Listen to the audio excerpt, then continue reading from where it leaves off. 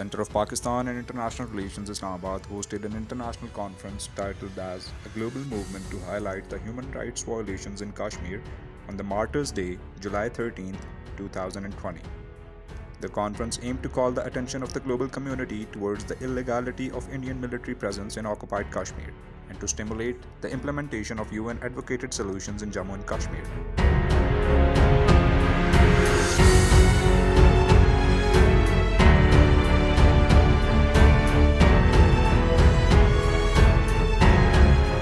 The conference commenced with the welcoming remarks of Ms. Amna Malik, who is the President of Center of Pakistan and International Relations. She thanked the worthy panelists and participants of the webinar. Thank you and welcome to all the worthy panelists who are over here. It is an honor and pleasure to host you today at a webinar commemorating Martyrs' Day and advocating Kashmir issue at the national and international level.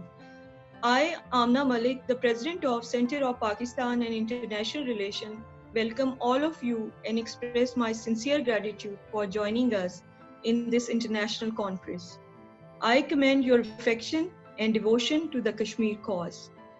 Today's webinar is a part of a cause. It is a twig of Kashmir freedom struggle which begins 90 years ago, the very same day.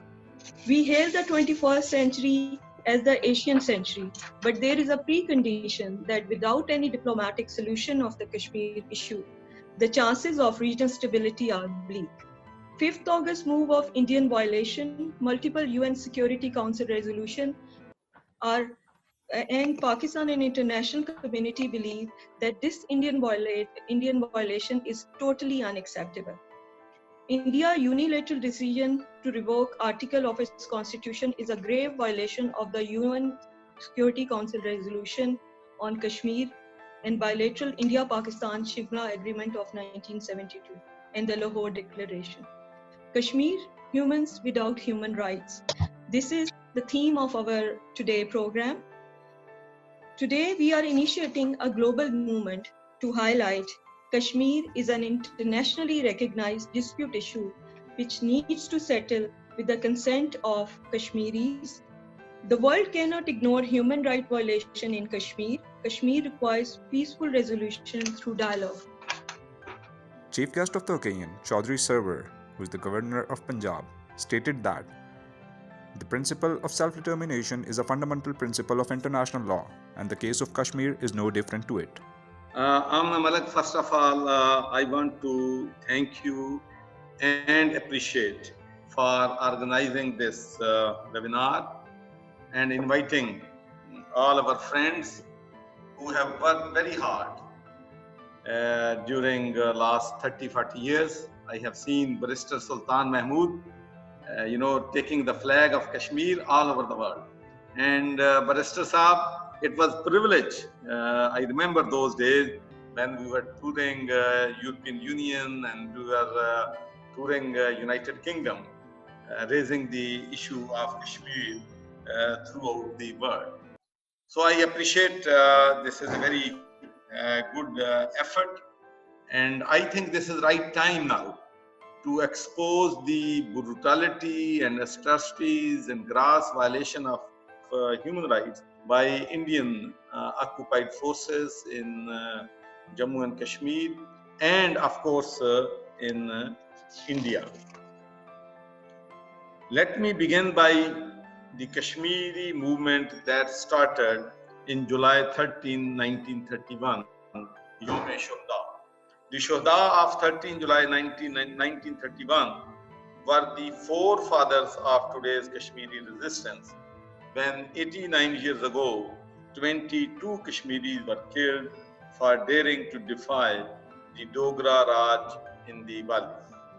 Today, their descendants have laid down their lives for freedom and continue to valiantly fight and defy the Hindutva supremacist regime bent on demographic engineering to wipe out the Kashmiri people and their identity.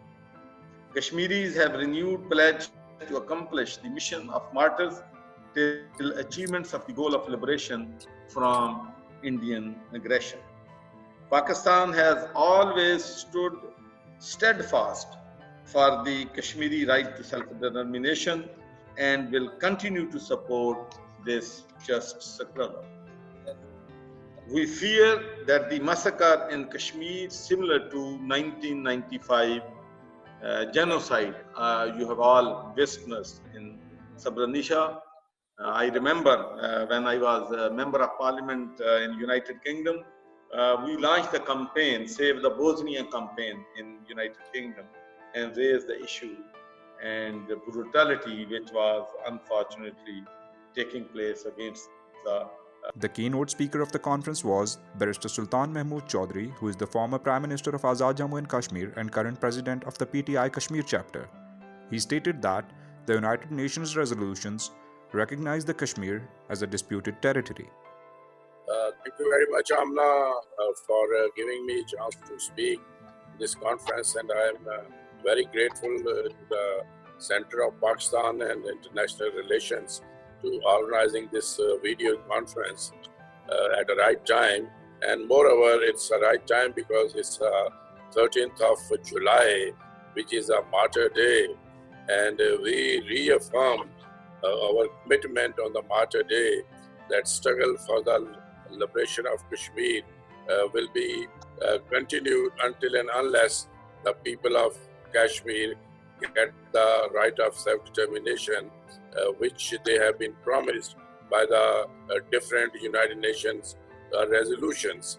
And at the moment, India, since last 5th of August, although the struggle is going as long as we mentioned about the 13th of July, 90 years ago, even much before than that, especially after 5th of August, there is a total lockdown, there is a big state terrorism going on in occupied Kashmir, and the people, the valiant people of occupied Kashmir are struggling against the 900,000 Indian troops, and moreover, still the Indians are violating the line of control as well. So any small incident or accident could trigger a war. So we ask the international community to play their role in it. And moreover, India is trying to change the demography of occupied Kashmir. They are giving the domiciles to the Indians so that they could settle in occupied Kashmir, and that whenever there is a time for plebiscite, they could have some more votes. Mr. Khalid Mahmood, who is the member of the Parliament United Kingdom, articulated about our lack of diplomatic maneuvering on the subject, and grave human rights violations of our fellow Muslims are the suffering which we should highlight. Well, thank you, Lord Ahmed. I preferred you to speak because obviously the great work you've done before all of us were in Parliament, and I think continuously somebody who has done this without any worry about his own career or his own personal issues that people will raise against him. And I think that's sort of the brevity that he has demonstrated being in the British member as a British parliamentarian in the House of Lords.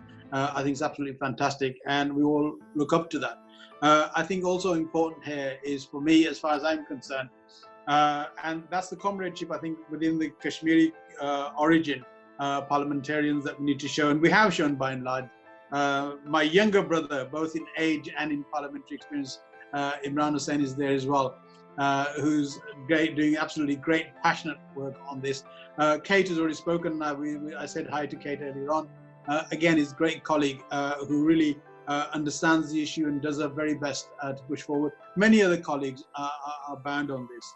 I think the real problem we have on this issue is purely that the Indians aren't listening and are not going to listen unless there is direct action by the United Nations. And we know that the United Nations are not going to insist on India doing anything. We can't get anything out of our current government, Conservative government, even to reprimand the Indians on what they're doing. A huge abuse of human rights and civil liberties of the Kashmiri people, almost a year now to date. Forget the 72 years that they've suffered for continuously. Lord Nazir Ahmed, the member of House of Lords UK, has stated that for the last 2 decades, the presence of Indian forces have been increasing, and now the revocation of Article 370 hint of Indian expansionism and unheeded cries of Kashmiris. It is the Kashmir Martyrs' Day. We are remembering those 22 Kashmiris who laid down their lives just doing their azan outside the Srinagar prison. As you remember, that in 1931, when the Dogra forces started shooting the Muazzin, and then the second one stood up and continued, and the third one, and then that killing continues. This morning, 5 young Kashmiris in the cordon search in Baramulla and also Srinagar area were killed. Yesterday, there was cordon search operation in Baramulla area where a young man was killed, and on daily basis 345 young men have been killed this year. Ms. Kate Holden, who is the member of the Parliament UK, stated that UK government should endorse the issue at international platforms like the UN, and I urge the British government to play its role in this regard. Thank you very much, Amna. I've been concerned about the situation in Kashmir for many years now, long before I was an MP. When I saw clips of children being abused, and of course I've kept up that challenge, and I think certainly since the beginning of this year the situation has got so much worse. So much so that I wrote to Dominic Raab only 2 weeks ago, and you know, I was very clear: the Geneva Convention's broken here, and the UK must take some responsibility, because at the end of the day, the UK created this situation 70 odd years ago. Mr. Imran Hussain, who is the member of the Parliament United Kingdom, was also of the view that the current assessment of the developments in Kashmir exhibit the violations of international norms and the bilateral agreements, which should be taken care of. Can I firstly say it's very difficult to follow some of my senior colleagues that have spoken before me. I think they've very articulately set out the issues that we discussed today at this timely conference. I mean, firstly, can I echo the words of Lord Ahmed we come together today for Kashmir Martyrs' Day, and I think he's very eloquently put that position, and we firstly remember all those that have tragically lost their lives in this struggle over the decades, certainly longer than my lifetime and many others on this call. Also, Khalid Mahmood, my colleague, I think again spoke with his usual passion and set out the issues as he sees it. And they both comprehensively, along with Kate Holland, covered the issues. There's very little for me to say. I mean, I want to echo everything both, but certainly Khalid and Lord Ahmed have said. But if I could perhaps just concentrate, if you like, on 3 key areas as I see the situation at present. Firstly, and again, this has been covered, I think Lord Ahmed alluded to the current situation, and sorry, Khalid as well, to the current situation in India. And let's be really clear, we have a government in India at the moment that has complete disregard for all minorities. The persecution and oppression that we see within mainland India at the moment, there are stories almost on a weekly basis. I mean, I was speaking with a number of people in London late last week around British Muslims who had gone there in a very peaceful manner and happened to be stuck there during this COVID pandemic. And they are now in jails in India with nobody representing them. You know, such is the state of play in India at the moment, and the other issues as quite rightly highlighted by my colleagues. Professor Dr. Zafar Nawaz Jaspal from the School of Politics and IR, Quaid-e-Azam University, Islamabad, was also among the worthy panelists. He reflected on the international norm of self-determination vis-à-vis the plight of Kashmiri Muslims. Now, the most important point is, and let me take from where the Barrister Sultan Saab left, he said that because of the increasing situation or deplorable situation within the Kashmir would have a spillover impact, and that spillover impact could lead both states to a war.